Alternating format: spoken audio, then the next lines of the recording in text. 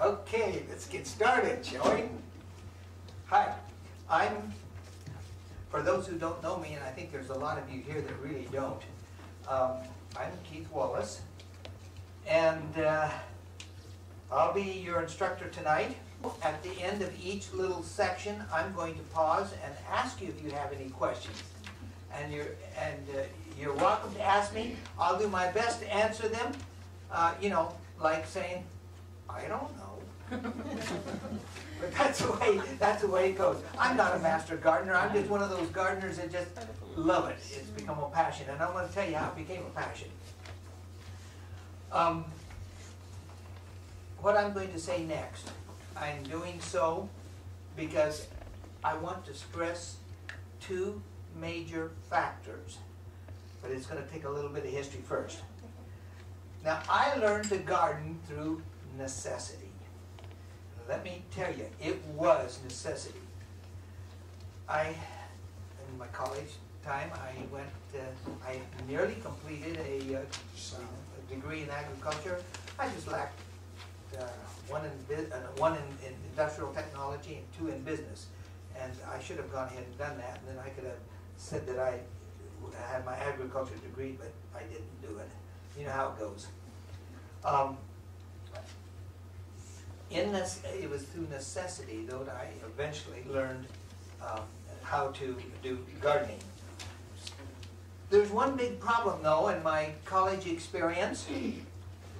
I did not like dirt farming. I did not like gardening. Oh yes, I took the vegetable class, and I got an A in it, but it wasn't because of my like for it.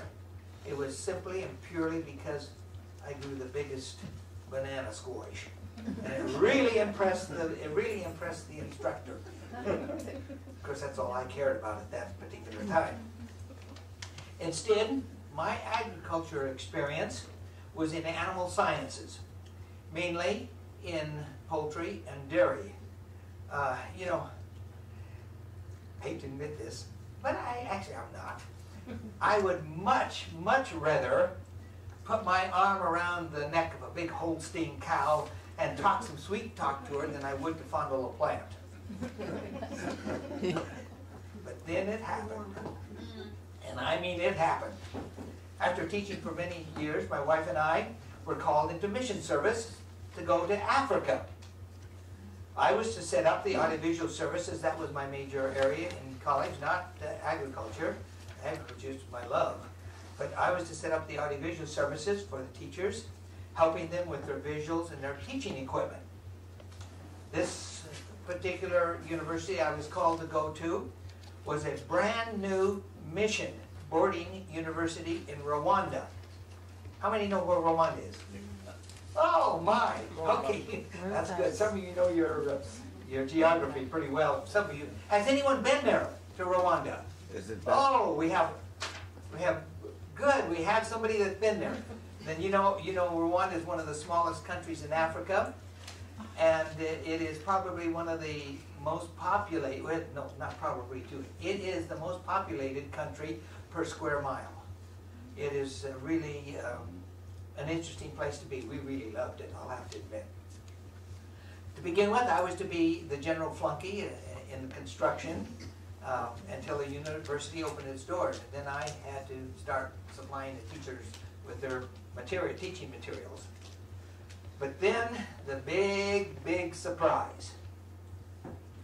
The president of the university came to me one day and told me that they realized that when the university would open, it would be hard to feed all of the students and the faculty because the agriculture done in Rwanda was a subsistence type of agriculture. You know what that means? That means that they grew food for themselves. If they had anything left over, maybe uncles and aunts and so on would come and help themselves. But they didn't make any money off of it. Maybe once in a while, but not much. Then the president dropped a bombshell on me. Because of my agricultural training, he says, "You are the farm manager." I was startled. And then he said, prepare to grow enough food to feed both the students and the faculty. Oh, wow. I wasn't prepared for that, I can assure you. My area in agriculture expertise was in animal sciences, as I said. Then he said something that did give me a little courage. He says, you have almost 2 years before we're ready to open. You're released from all of your duties, other duties. Learn how to grow food in the high altitude tropics of Rwanda. When I looked the land over, in which I was to grow vegetables and grains and fruits, and we did grow a lot of fruits, by the way.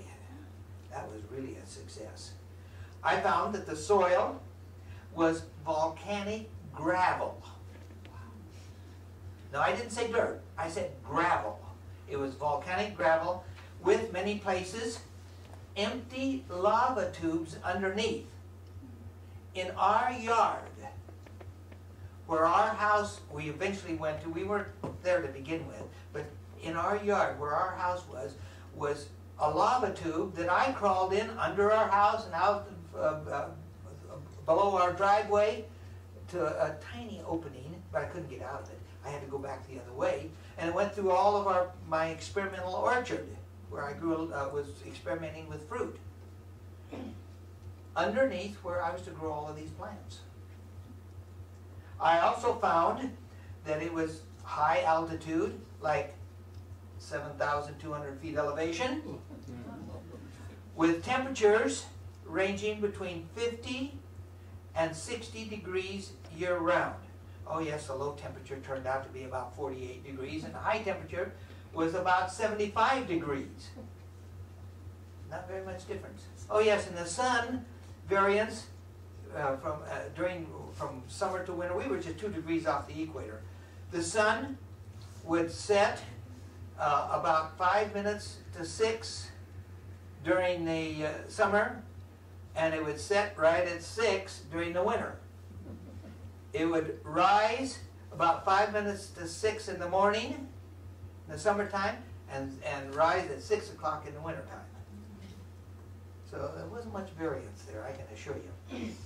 Anyway, during those 2 years, I learned a lot. And this began a long passion and love affair for gardening. That's how I got started. It hasn't let up one little bit. Just ask my wife. Now, if I've talked to some of you, if you're sort of interested in gardening, let's see, I think if you're sort of interested in gardening,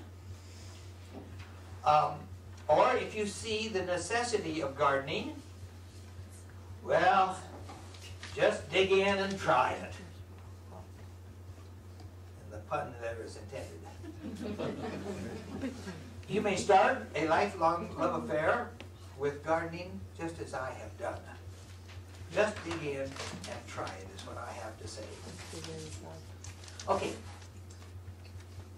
I'm going to stick fairly close to my notes because I know that if I don't, with the Irish in me, I can get sidetracked awfully easily and can say a lot more than I should, and we're not going to be here all night, I can assure you. At least I'm not. So I'm going to stick fairly close to my notes, and if you have questions, we'll answer them, particularly after each section. It was December of 1997 that we landed in Arizona after spending almost 15 years in Africa. And I can assure you, I had to learn gardening all over. Desert gardening was not like any gardening that I had ever done in Africa. Over the years here in Arizona, with lots of study and lots of hard knocks, I'm now beginning to learn to garden desert soils. And I tell you, I love it. I love it. Okay.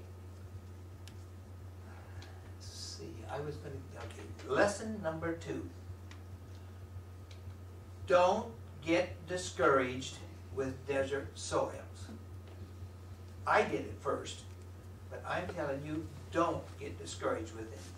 With trial and error and a little instruction from other gardeners, you too can learn the art of gardening in the desert. So tonight it is my desire to pass on to you folks a few of the hints which will help you in your desert gardening. Some of the things that I have learned. Okay, you ready? Okay, here we go. The key to learning to be a successful gardener in any soils, and especially desert soils, can be summarized in just 2 words. Now, the illustration that you see on the screen helps to drive home these 2 words. The first word is wisdom. What you learn from your personal reading, from what others tell you about gardening, and I might add, be careful on what other people tell you, because they may think they know, but they may not know, even me. So be careful with that one. And what you learn from personal experience, that will tell you a lot. That is, you know, personal experience from actually getting in and getting your hands dirty and actually doing it. You must take all of what you have learned and apply it to your specific gardening needs. I said the word specific there because where I am may be a little different than you. And so you may have to make quite a bit of adjustments. Okay, can you guess what the second word is? Patience. Some of you have seen this. That's right. Patience. It takes time for seeds to germinate and for plants to grow into maturity. It also takes a lot of patience to wait for another growing season so that you can rectify the mistakes that you have made. I know that from experience, and I'm going to tell you some of those experiences at the end. And one of them is about our host. Right over here. I'll tell you that in a minute. Remember, if you're going to be successful in gardening, you must do it wisely, and you must have patience if you're going to be successful. What is hard, though, is the long waits after failure. When that happens, don't give up. Make the necessary changes and, come on, try again. That's it. Try again. In other words, learn from your mistakes.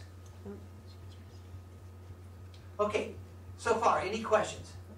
Any comments? Okay, let's keep going. Okay, let's get into some specific desert gardening hints. In this part of the class, I'm going to cover the following topics so that, and I'm going to put them on the screen so that you know what's coming up and in the order that they will be coming. Whoops.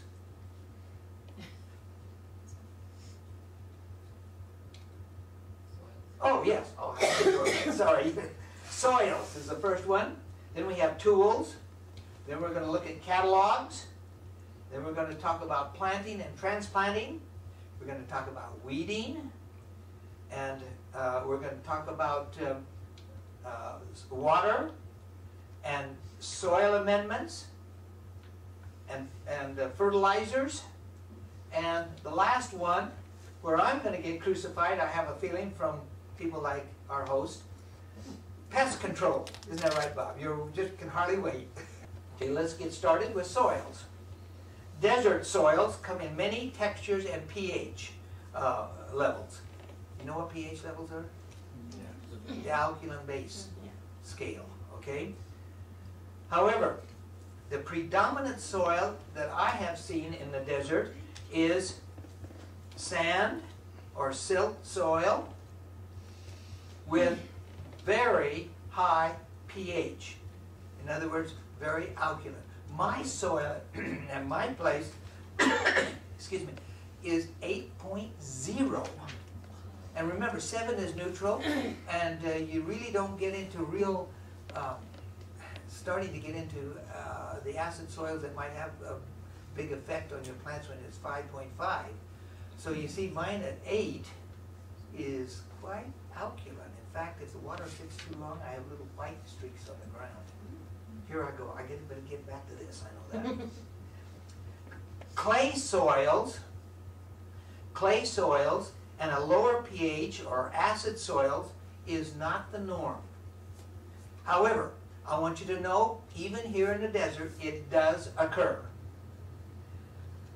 In this class, I'm going to primarily address the sandy or silt type soils with the high pH.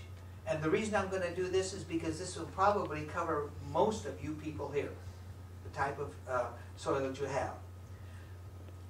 What do you think is the best desert soil? Okay, I'll tell you. The best desert soil is a sandy loam soil. And this is best for general vegetable gardenings. Now, what do I mean by sandy loam? Well, a sandy loam is a sandy soil with a lot of organic material in it. Did you get that? A lot of organic material in the sandy soil. Why is a sandy loam soil so good? Well, there are several reasons, but I'll only deal with 2 of the most important ones. Sandy loam soils have good drainage. Very good drainage. Now plant roots need to breathe. If water stands let me back up. Most plant roots like to breathe. I could name some that you keep in a bottle with the roots in the water all the time and not hurt it. But most plants need to breathe.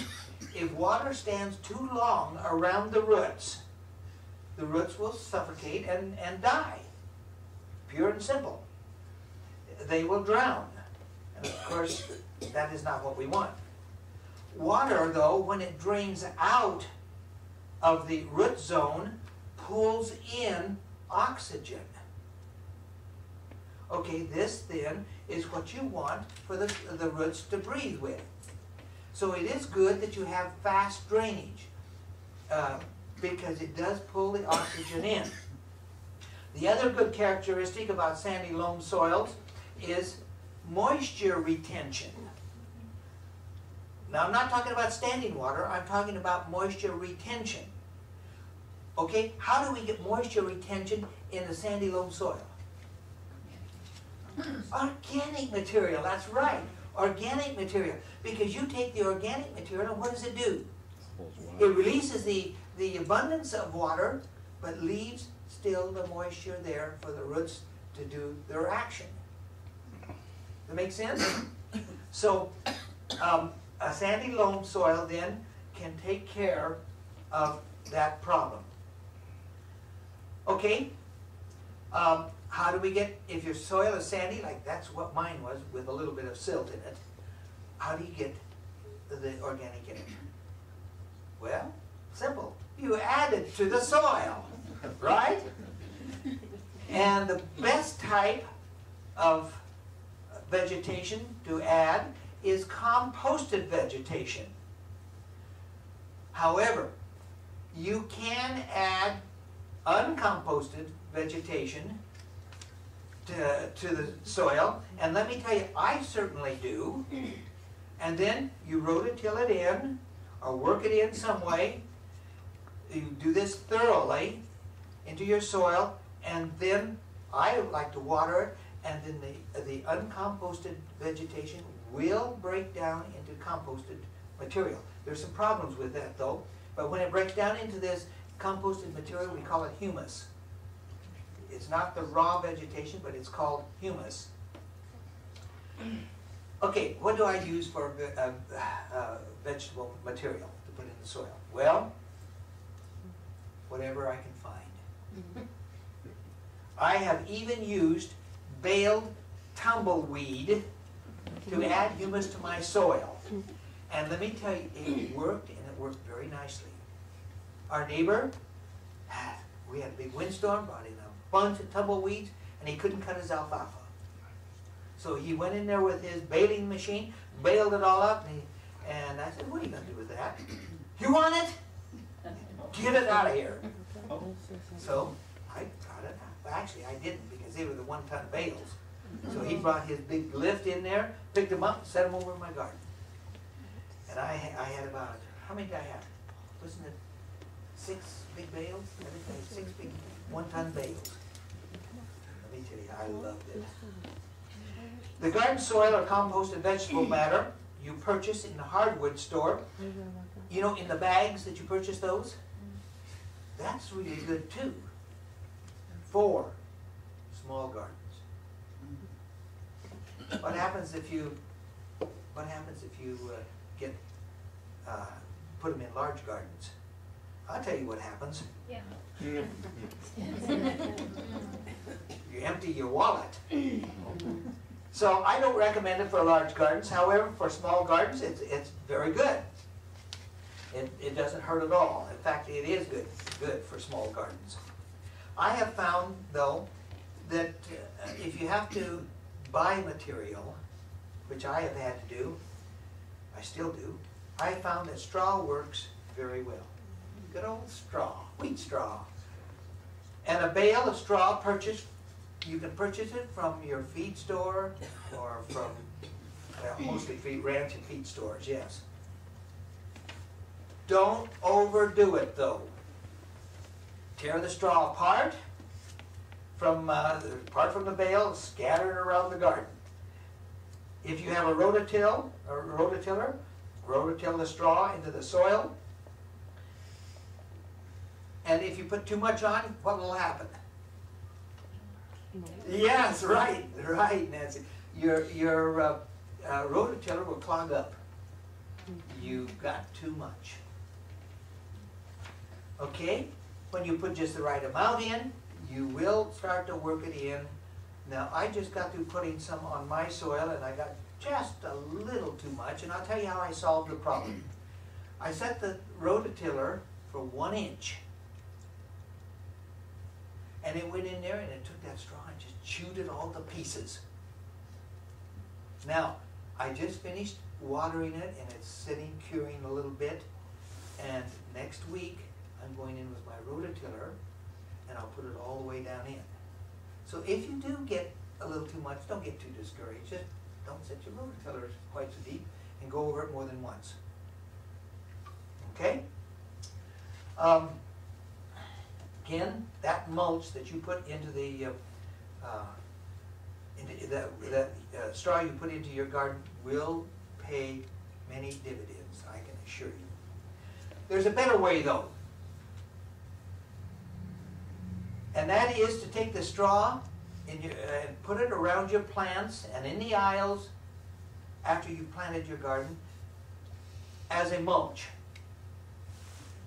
And then when you're all done harvesting, irrigate it good with a sprinkler or whatever, and get it starting to compost, and then later on in the fall, rototill that in. Now, do this every year, and what will happen, we call it the cumulative effect. You'll start building up the humus in your soil, and your soil will really start producing. I know that's what I've done. I have also used baled alfalfa bales. Wow, I tell you, it really works. However, and this is a big, however, use it very sparingly. If you use too much, there will be too much nitrogen build up in the soil for good fruiting of your vegetable. For instance, one season I applied too much. Then I planted tomatoes in that area. Actually, it was a big area I put the alfalfa, and a portion of it I planted tomatoes. Oh my!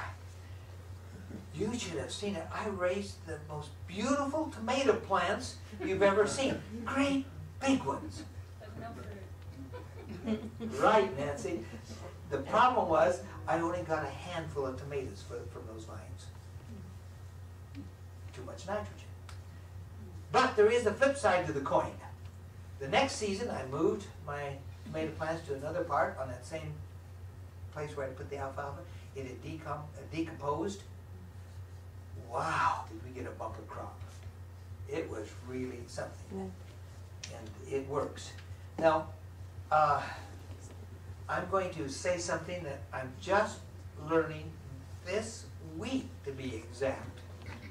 And that is, if you do that and you see that you're going to have problems, there is a way, and I can't tell you the exact because I haven't done it, number one, and you're going to have to experiment with yourself, but with a weak solution of vinegar you put around the plants. Some people have told me that that really makes them fruit. Our neighbor is one of the best farmers that I have ever met. I mean, he knows, he does it scientifically. And he says, oh, that's no problem. Just go ahead and put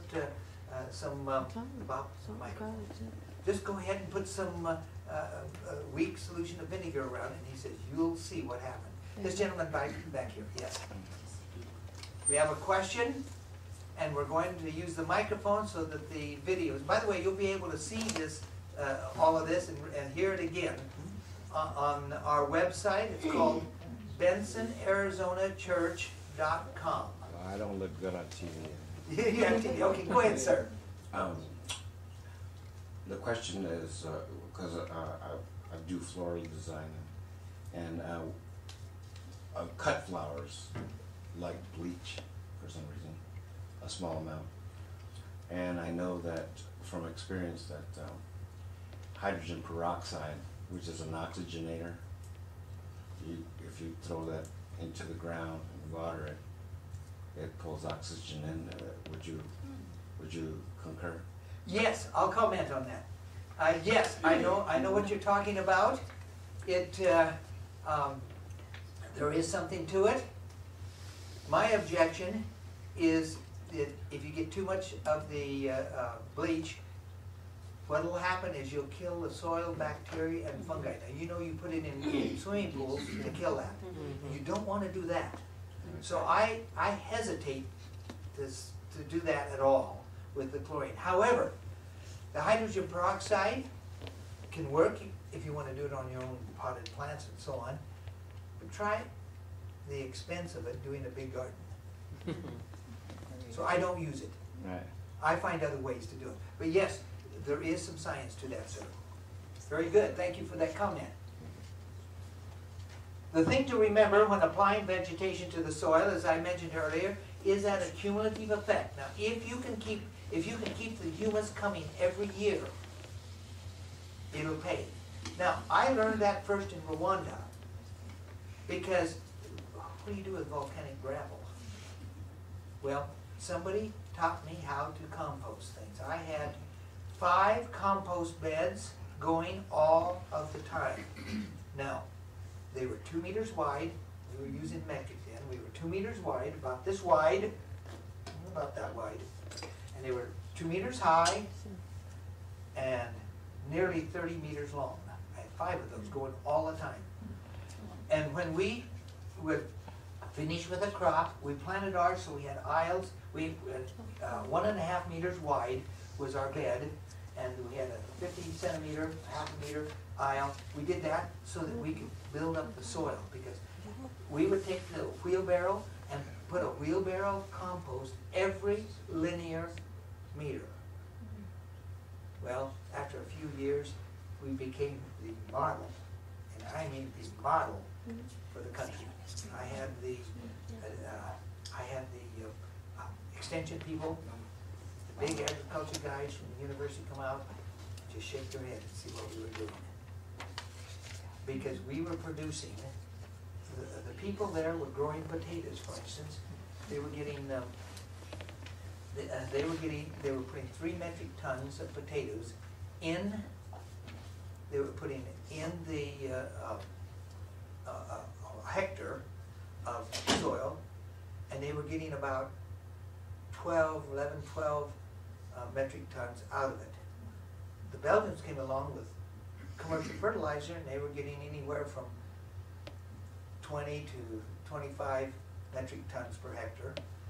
My system, on one variety of potatoes, I got 30 metric tons per hectare. another variety, I got 36 metric tons per hectare. Now, why am I telling you this? Because humus in your soil will make a difference. As far as I'm concerned, it's the best fertilizer. Okay, let's go on. See, I told you I gotta stick to my notes. Sorry about that, we're taking too much time. Before we leave the topic of soils, some may have the question of what to do with clay soils. Well, there is something you can do. First of all, clay soils do not drain very well at all. Adding organic matter does improve the quality of the soil, but actually does not help the drainage problem at all. So what do you do if you have clay soils? Adding large amounts of coarse sand will help. But that's not practical or cost effective unless you live by a big river that has all the sand you want. Probably the best solution to the problem is to add organic matter and then make raised beds in which you plant your garden. And again, the raised beds will cause it to drain much better. This is the general form of a raised bed, and on top of that top part is where you plant your seeds. I do some of that at my place for specific reasons, and I make mine about a lot of times when I grow strawberries. Oh, we grow luscious strawberries. Anyway, this year I'm only going to have about 80, 90 feet of strawberries. I'm not going to have too much this year. I've had a lot more than that in the past. But anyway, I make my beds about this wide, and fix my irrigation system, which I'm going to describe in a minute, and then plant my strawberry plants 1 foot apart, staggering 2 rows. Oh boy. Let's keep going. Okay, so far, any more questions? Yes. Yes, Sam. Just a minute, we've got to have the microphone here, please.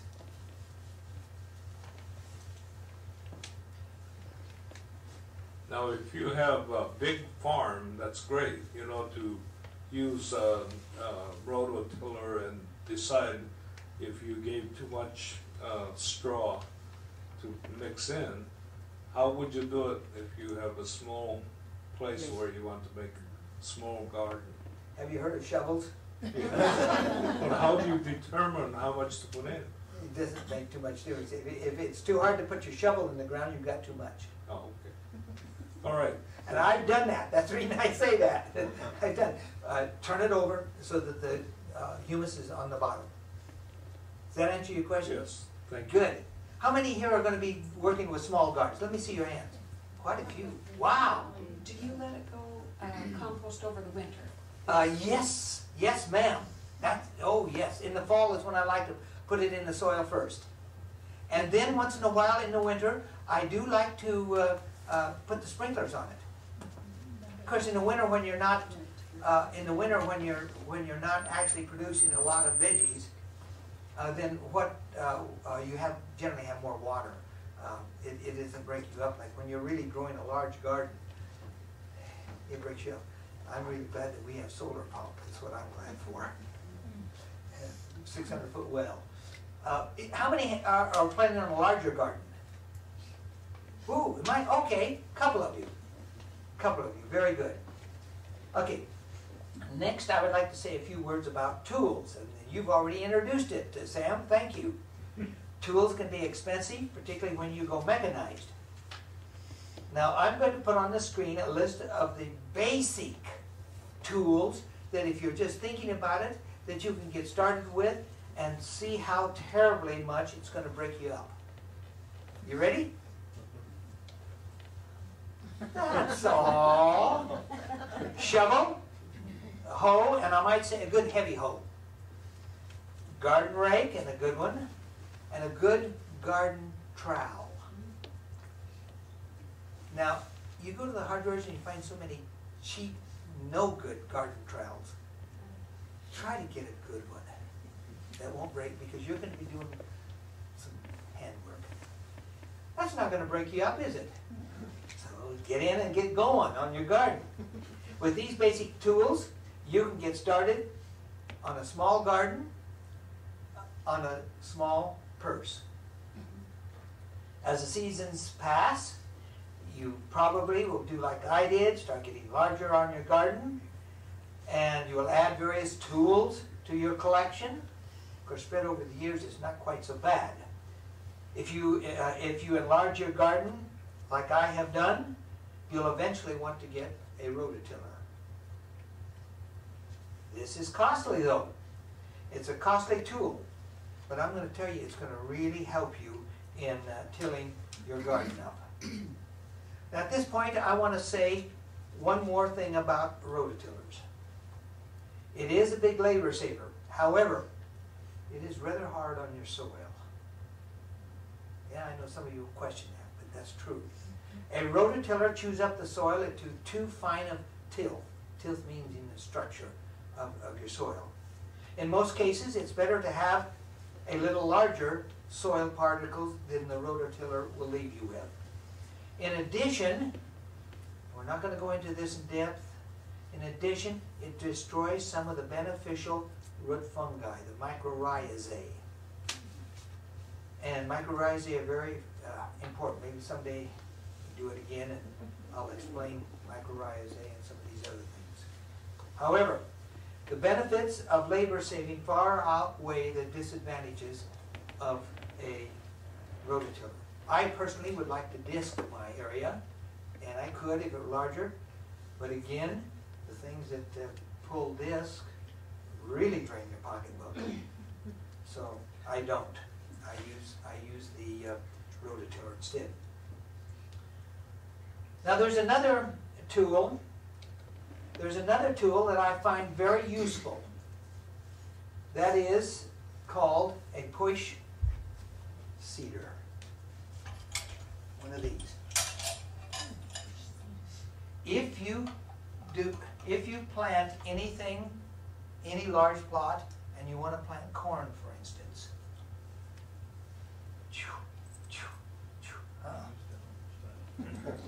this, you can plant it, you can adjust this at the depth that you want, and see, you see when this turns,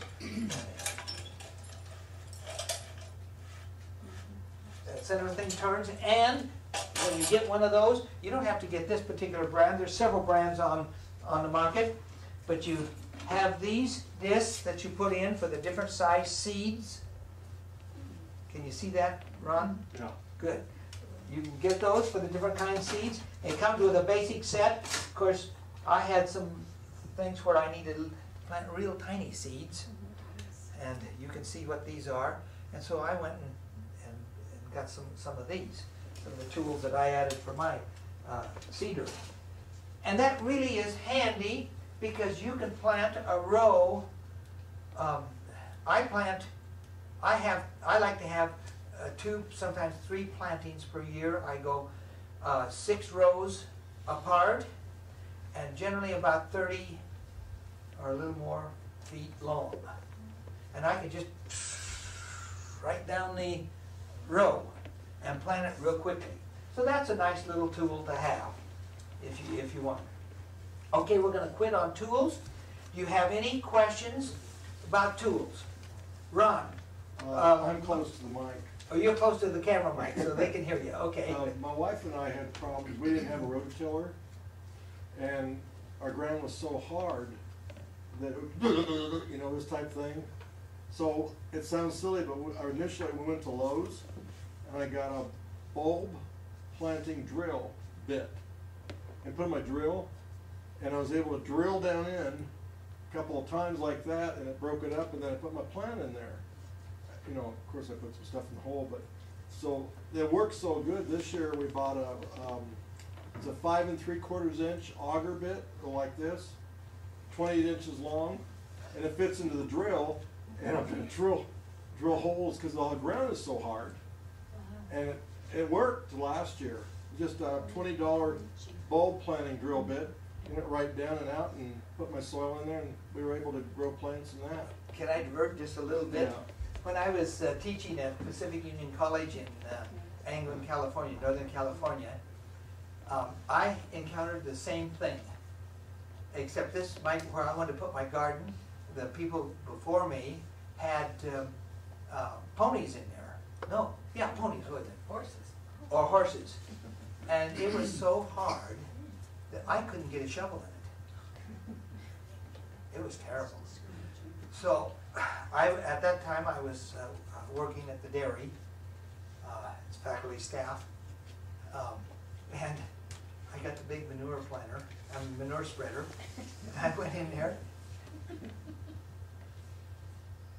Would you believe I put that much manure on it? I figured, well, maybe the juices from that manure would soften the soil. And I kept it watered all winter long. Then in the springtime, by then it you know, like this, I took the rototiller to it. Wow, it just rototilled so nicely. And then I planted my tomatoes. Anyone want to guess what happened?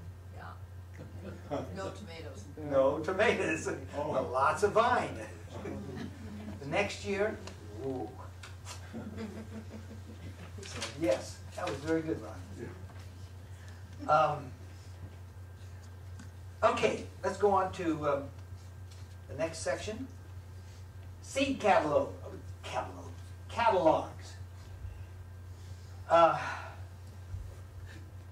We have our garden tilled up now and ready to plant.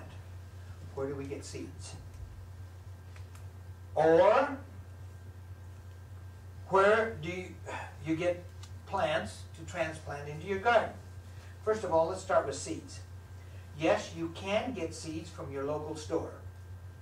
You can also get seeds from what I call my dream magazines. Okay? My wife really wonders about me at times. While she is reading a good book, and what am I doing?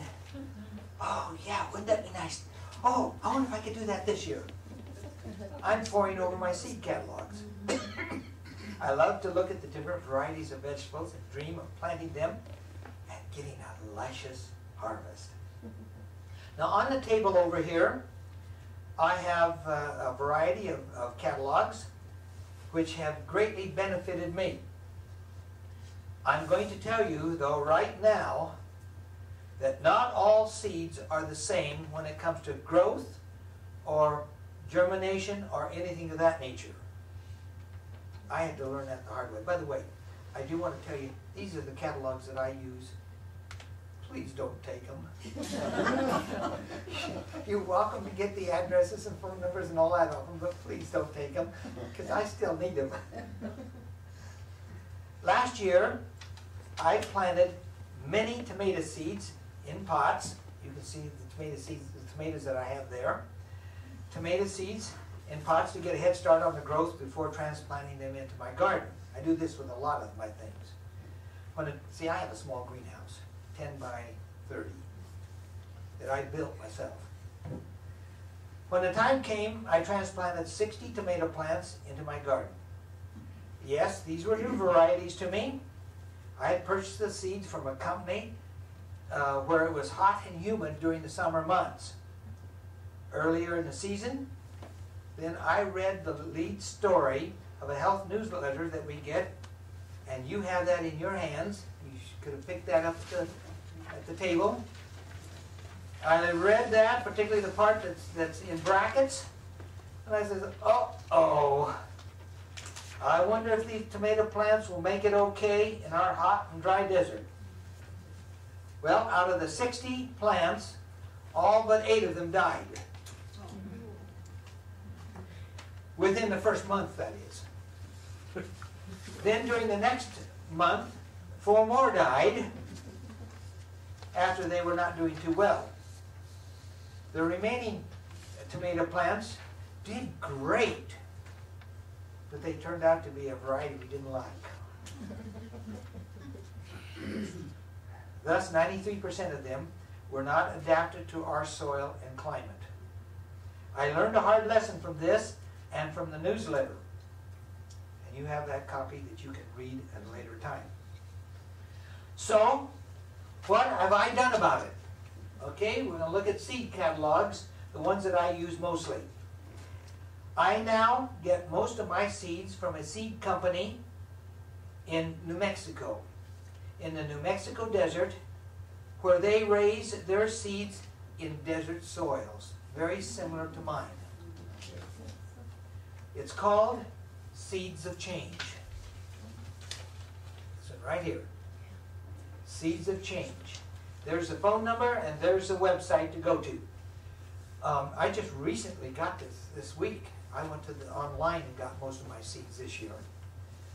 Another catalog that I used to use more than I do now, but I highly recommend it for corn seed, and that's called Gurney's Seed and Nursery Company. He's right here. Get out of the light. Whoops, I'm in the light, excuse me. Here we go. Further over. How's that? Yeah. Thank you, Ryan. This here, the seed that really we like the most, well, they have two varieties that will grow in the desert. And not all corn will grow in the desert, I can assure you. I've experimented with many varieties. I found 3 that grow. One I don't use too well because it isn't quite as good. But the 2 that I like the best, it's called Bodacious and Gotta Have It. Gotta have it. Which one do you think is my favorite? Gotta have it. That's correct. And it is a good freezer. It is, oh, corn on the cob. Oh, it's good. Anyway, it's a good freezer, and you open it up and put it in a pan and warm it up after it's been in the freezer. Ooh, the flavor's almost as good as straight off the cob. Isn't it, Joan? We really like it. It's gotta have it. It's my favorite. I didn't bring the samples. I got a language. Listen. Come to church. The comment for the camera. Somebody wondered why I didn't bring samples. Well, I'll tell you why. Because I have just enough to hold me till my next harvest. That makes sense? Okay. So much for seed catalogs. There is another type of catalog that I want to warn you about. This is what is known as the general garden catalogs. These catalogs feature all kinds of gadgets which look great and may tempt you to buy. For the most part, they are just that, gadgets, and are fairly useless. Many times, rather I should say most of the time, please don't throw rocks at me. Most of the time, these catalogs appeal to the female gender who like pretty and artistic things, yet who don't know much about gardening. Still alive. I know that's not very politically correct, but it's the truth. Now I must be fair. Once in a while you will find something good in those catalogs, and at a decent price. But beware when you read those catalogs. Okay? Any questions about catalogs? Whoops. Didn't want to go there yet. Okay. Microphone. Sam? You know, if I want to raise organic plant, does it make any difference where that seed came from? Most definitely. All organic. Okay, My favorite catalog. thank you. Pass it down to Lori. Just real quick, one other really good source of organic seed is Native Seed Search in Tucson. Yes. And everything's adapted locally Yes. for high altitude, low altitude, no pesticide, no herbicide, no Yes. pink stuff on it. Nope. Say it I- again. Say it again. I hope. Native Seed Search, and it's in Tucson at Campbell and Fort Lowell, or you can mail order. And it's a great resource for local. Yes, local stuff. I've been there, and it is great. I currently don't use it too much. but I have in the past, and it is great. Are they on the net? Yes. What is their- Native seeds. In the native microphone, seeds. Lori, Okay. in the microphone, please. It's Native Seed Search. And their goal is to promote the Native American seeds, reintroduce all of the varieties the Native Americans did that have since died out. So they're trying to reestablish them, and they grow a lot of their stuff in Patagonia. They have a farm in Patagonia, so a lot of it's grown there. Okay, let's briefly look at planting and transplanting. When planting seeds, you can plant by hand if you have a small garden. However, if the larger garden, I'm going to refer you back to that little hand-pushed seed planter. Many people buy plants to put in the garden. This is a great way to get a head start on the growing season and hopefully an early harvest. However, it is more costly unless you raise your own potted plants. Now, some people like to raise them indoors. Some people have success. Some people don't. I tried raising some in our house earlier. It didn't work. They grow leggy. They don't get enough sun. That's what it amounts to. If you do use potted plants to put in your garden, I want you to please note the following. Anyway, the first thing you do is harden them off before putting them in the garden. You know what I mean? Okay, let me tell you. In the greenhouse, like I raised these, you put them right out in the direct sun, and the direct sun will burn them. Their leaves will burn with excess sun. So you put them in a shady spot for a couple of days and gradually move them into more sunlight. And you'll have no trouble if you do that. If you don't do this, the immediate direct sun will cause the plants to burn and possibly kill them. During this time, be sure to keep them well watered. And if it's under a shade tree, keep your doggy out of them. Experience, folks. Second thing, dig a hole to put the plant in. Fill the hole with water. Okay? Now this next one I used to do all the time and wondered why I had trouble with some of my plants not taking. Some of them will, but most of them don't. Do not put any type of fertilizer in the hole prior to transplanting. I used to put Miracle-Gro in there, thinking I'd give them a good shot to get going. Don't do that. I wondered why I lost so many plants. So don't you put fertilizer in the hole. After the level of the water has gone down about halfway, turn the plant upside down and shake the plant out of the pot. I'm going to try to demonstrate this. I forgot to bring the pot that I wanted to, the pot that had enough roots in there to hold everything together. These don't have enough roots. But what you do is, you see how I've cradled that? I turn it upside down, and many times I'll push on the bottom like that to loosen it. I'm not going to do it.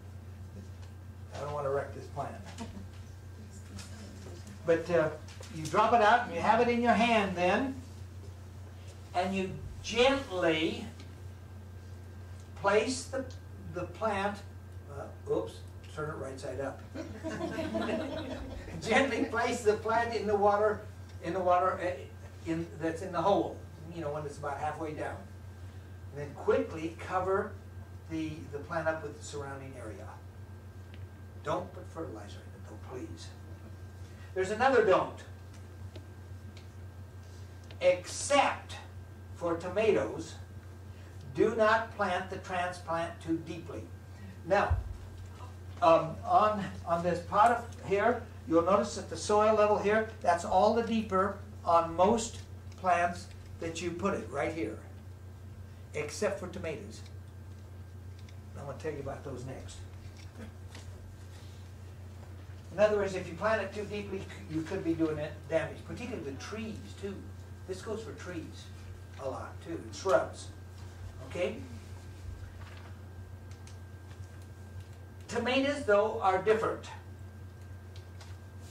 For tomatoes, you dig a trench a few inches long instead of a hole. You know, trench about this deep. And of course, you don't plant them generally in the garden at that stage. You wait; those are not ready to put out into the garden. But you know, when they're this tall, then you turn the plant on its side and cover up most of the stem, leaving just a little tiny bit of the terminal end sticking out. Now, why do you do this? Because the stem will put out new roots. Tomato plants put out roots real easy that way. And the buried stem then will, with all those extra roots, will cause it to be a more vigorous plant. Okay? I've had people dispute that with me. They come in and see me doing, why are you doing that? But then when they see my tomato plants that are the right kind, they know. Okay, questions? Keith, I was just going to say that to emphasize your point, I took a couple of tomato plants in the house from frost, put them in big pots, and you know they grew up. It's in the south window, and it grew up almost to the top of the window, and your leaves die. And I let them down, and I circled those vines in the pot. And when they started growing again, the vines got bigger. I mean, the stems. And you know, we've got right now probably 100 to 125 little.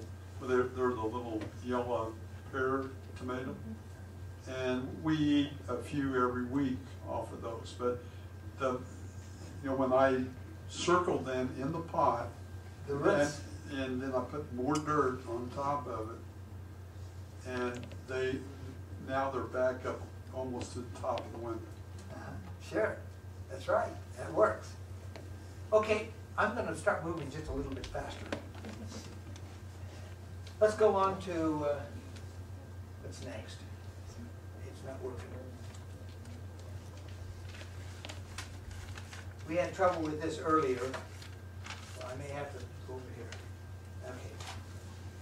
Water. You know about water in the desert. Apply water as needed. Watching carefully not to let your plants be stressed from lack of water. If you have clay soil, be cautious not to oversaturate your soil.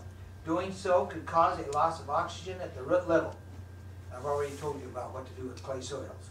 Here in the desert, there is a more sensible solution to the water problem, particularly if you have to pay dearly for the use of water, such as in the case of city water. For landscaping your place, plant drought-tolerant plants. That's fine. For vegetable gardening, there are a few vegetables which are drought-tolerant. Rather than naming them, I'm going to show you on give you the website for it. On this website, you can find some plants, vegetable plants, that are drought-tolerant. This website is packed full of good information.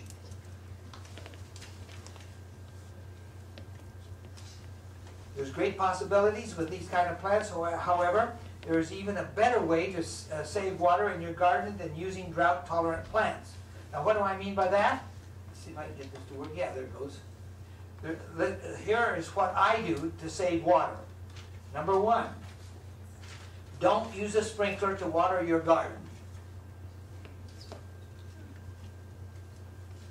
I heard a That's correct. With sprinklers, there's too much loss of water through evaporation. So don't use sprinklers. In addition, you're going to grow a lot of weeds. Okay. I irrigate using a drip tape for irrigation. What I use is called T-tape, and you have a sample of it. That's that sample. And if you were to look very carefully, somewhere in the middle there is a little slit. It's hard to see. Which side? Where there's a little raise. The lettering side. Okay? The T-tape allows the water to be placed around the vegetable plants rather than in the aisles where it is not needed. This type of irrigation also helps to prevent weed developing in the aisles, thus saving a lot of time on extra weeding. Now, I've given you those T-tape samples. Take a close look and you can see the slits if you look very carefully. You can get T-tape where the slits are every 4 inches or 8 inches or 12 inches. You have the one with 12 inches and I just cut them in 2 and it's for you to have. T-tape is a low pressure system and you have to have a water pressure reducer device to reduce the pressure from the faucet to about 10 to 12 pounds per square inch. That little device is about this long. You can get it at the hardware stores. Yes, I intended to bring one to show you, but I went off without it. What's it called? Low pressure? Low pressure system. Okay, here's what I use. This is just a sample mock-up. Get out of the light. Thank you. This is just a sample mock-up. This is what I use. I use my feeder, you've seen these things. I use this as my feeder line, and then like my corn 6 rows, I have spaced where I can do the whole row at one time. And off of this, you have these little valves, and then you have your tape. Now I put this in here, this is just a splicer. If something happens, you get a leak in one of them, somewhere in your T-tape, cut it out, and do it scientifically so it's the right distance and everything. Put it back together with one of these splicers. The end, and how I did that? When I have a tape that goes bad on me or something, I cut it into pieces. All I do is bend it over, fold it, and insert it like that, and you've got it blocked off. This is what I use exclusively. It saves a lot of water. I turn it on. Sometimes I'll turn it on and leave it all night because it's drip. You're not going to exhaust your water supply. And it works very nicely. This is, I have some of these fittings you're going to need. Nope, not that one. Sorry. That's for some of this type of things. You put in between to cut those off. These 2 big fittings right here are the kind that you use on the feeder lines. They fit a hose.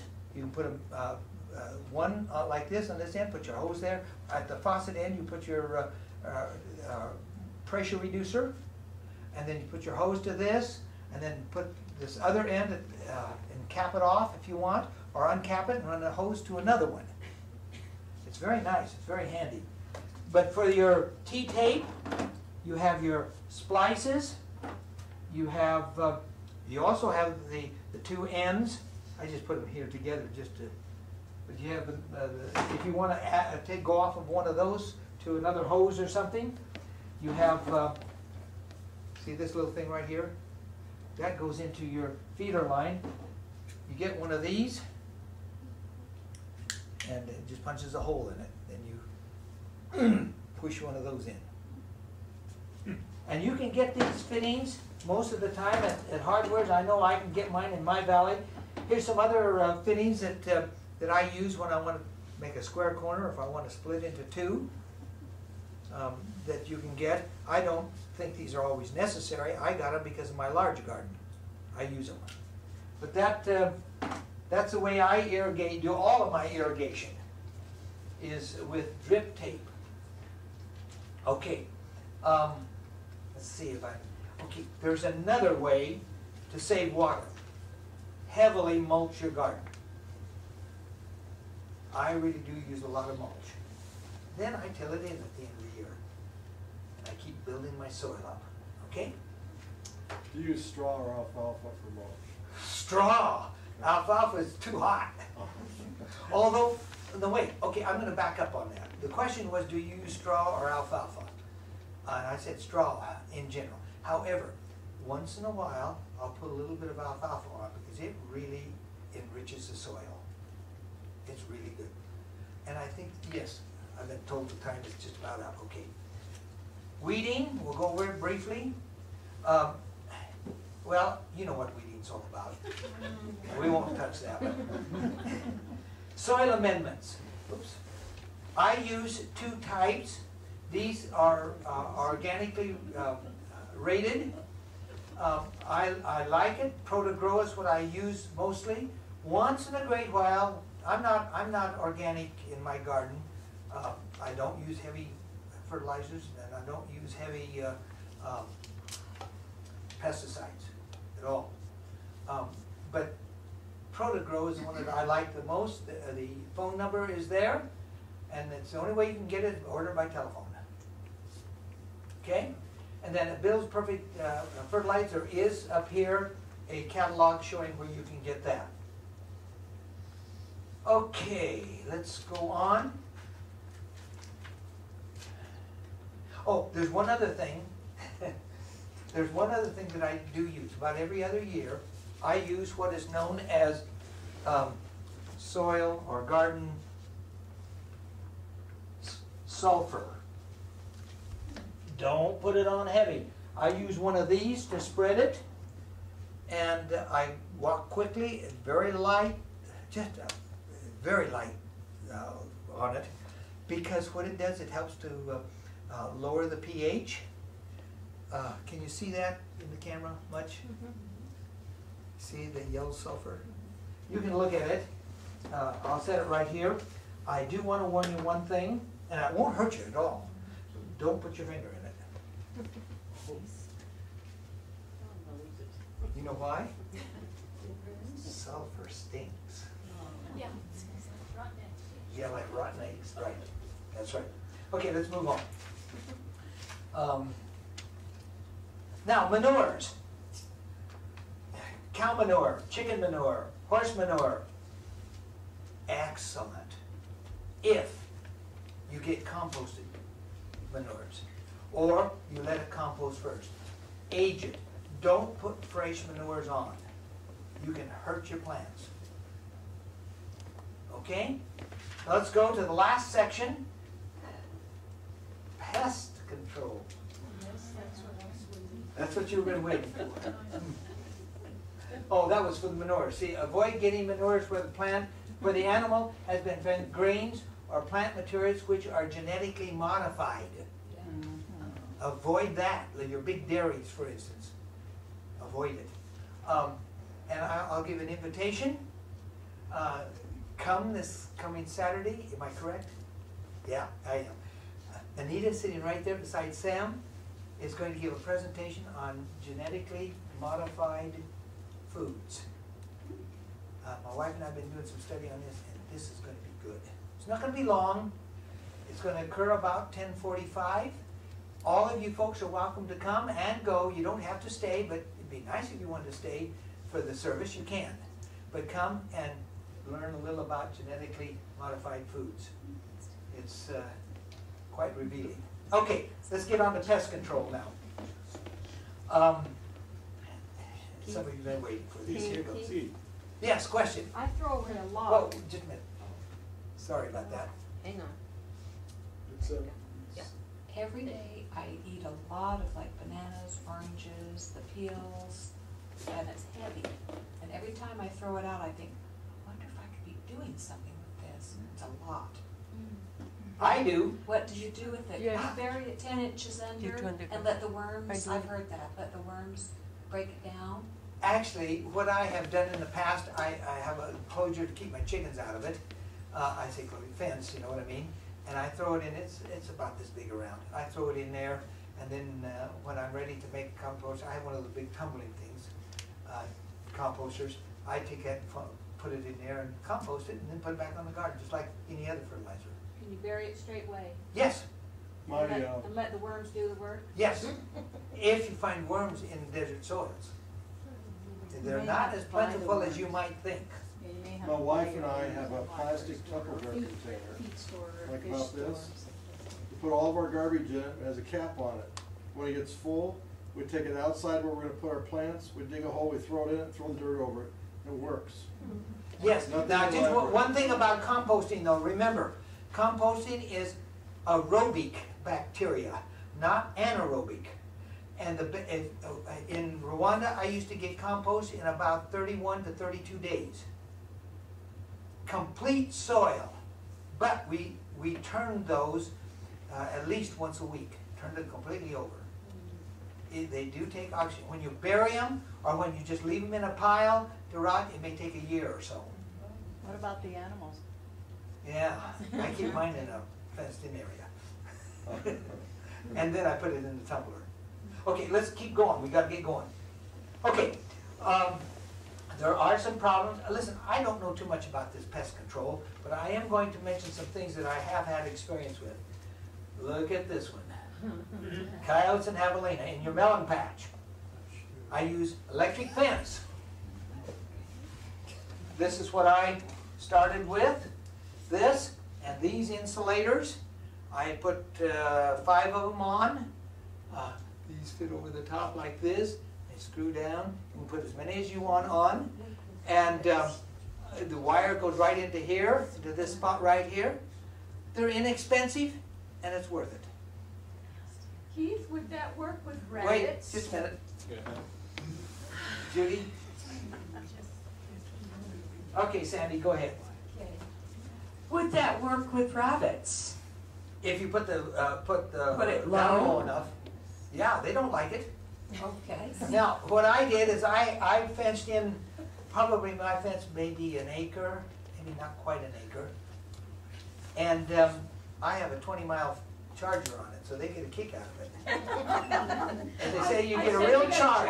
Out of it. You get a real charge out of it. Yes. Microphone, quickly. I'm going. We have a neighbor that has a plastic netting, kind of a square plastic that is about a foot high. And he puts it around the fence and it keeps the rabbit out. Yes, and you can get those that also that type of netting that has a wire built right into it that's electric, and if they touch it, coyotes and javelinas do not like electric fences. I'll tell you that right now. Neither do I had a whole melon patch destroyed because of them crazy things until I wised up. Okay, let's go to the next one. What about deer? You can get repellents from the seed catalogs or hardware stores sometimes. What about gophers? Trap them. Please do not use poisoned grains. A dog can smell a dead gopher, even though it's underground.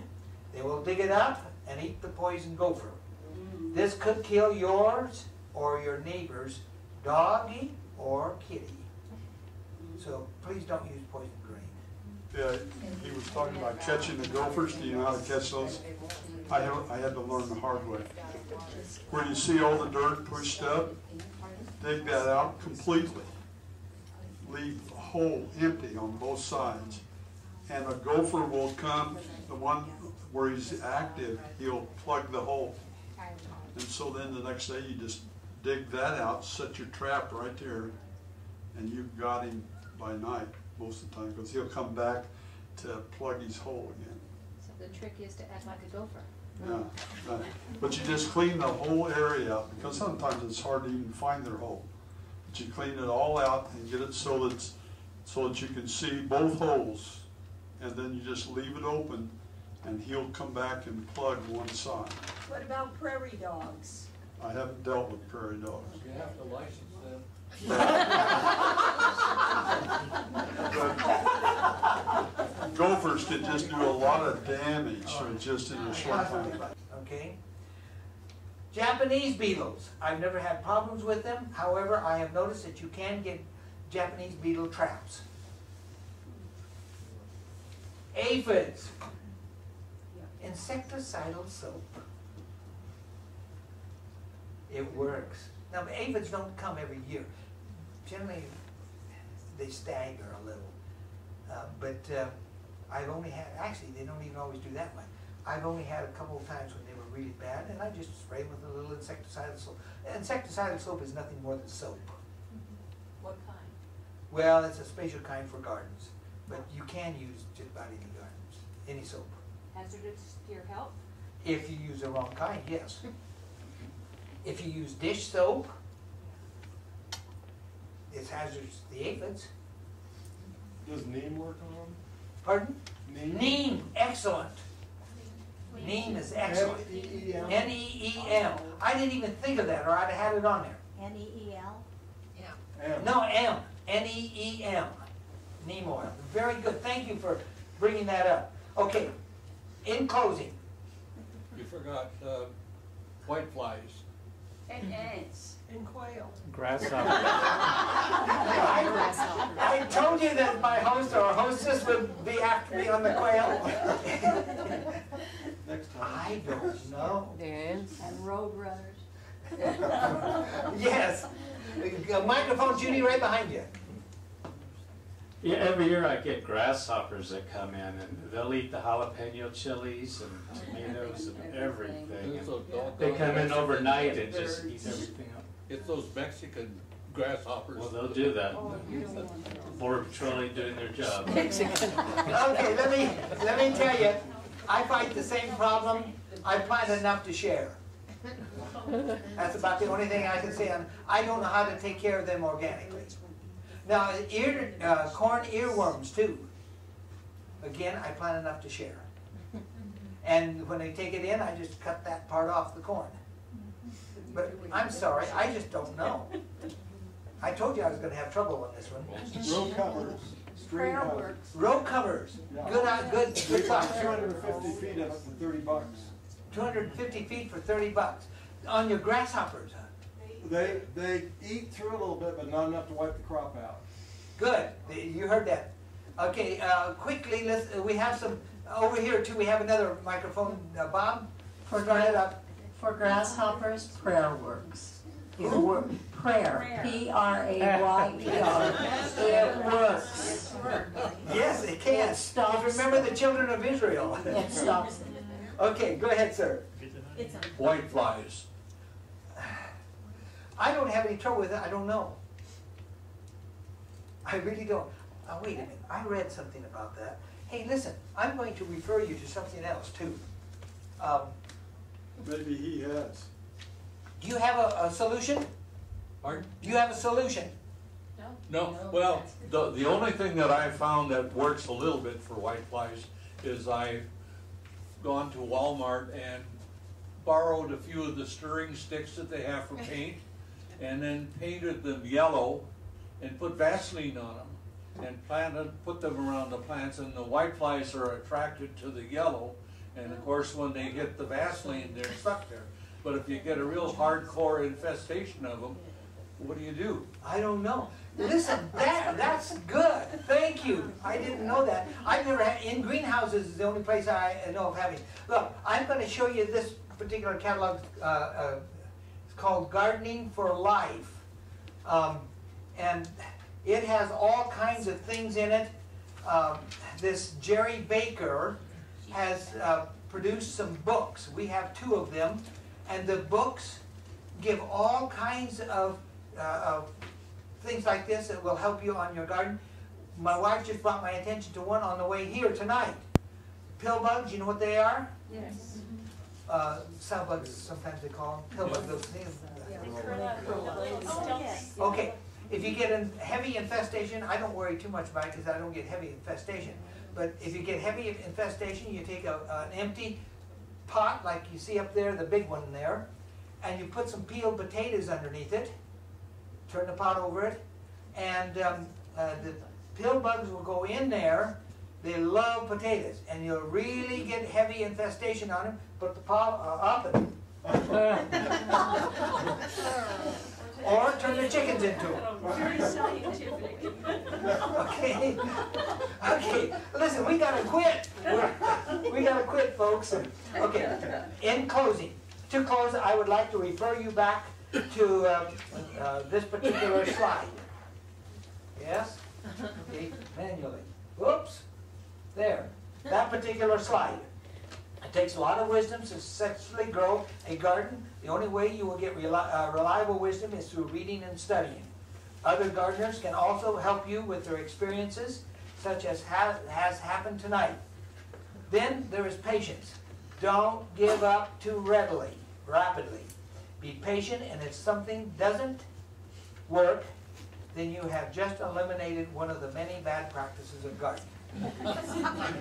Learn from your mistakes, but above all, be patient. I think our time is up. We don't have any more time for questions. If you want to talk to me in private, maybe later on, you can. So this is my parting shot. Thank you. Okay, that's it.